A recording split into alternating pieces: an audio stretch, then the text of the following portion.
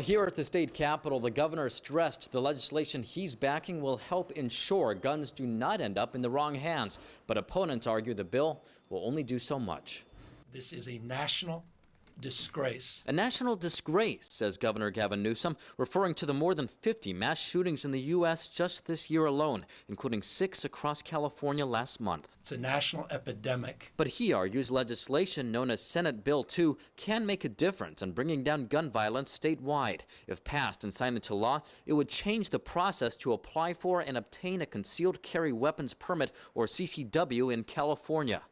More than 200,000 Californians have CCWs, allowing them to carry yet keep out of sight guns. But according to the legislation, people who apply for such a permit will now need to have previous firearms training and be at least 21 years old. The goal? Make Californians and our children safer when they go out on main streets. You have to be 25 to rent a car.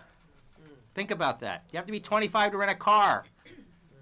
It's reasonable to say you have to be 21 to get a concealed carry permit. Burbank Democratic Senator Anthony Portantino authored the legislation that will also require applicants to provide character references and go through a background check.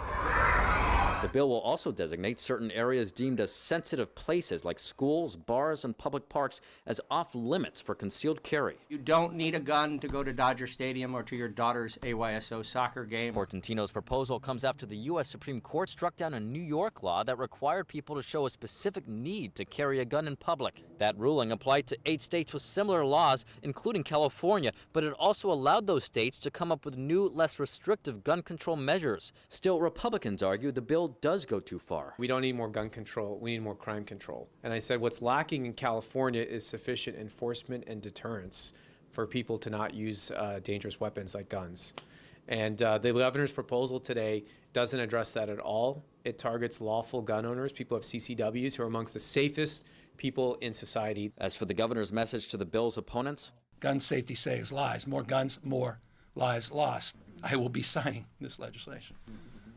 I don't think that, I know that. And gun advocacy groups have already said should this legislation become law, they will take it to court. Still, the Attorney General says even if that happens, he's confident the legislation will prevail.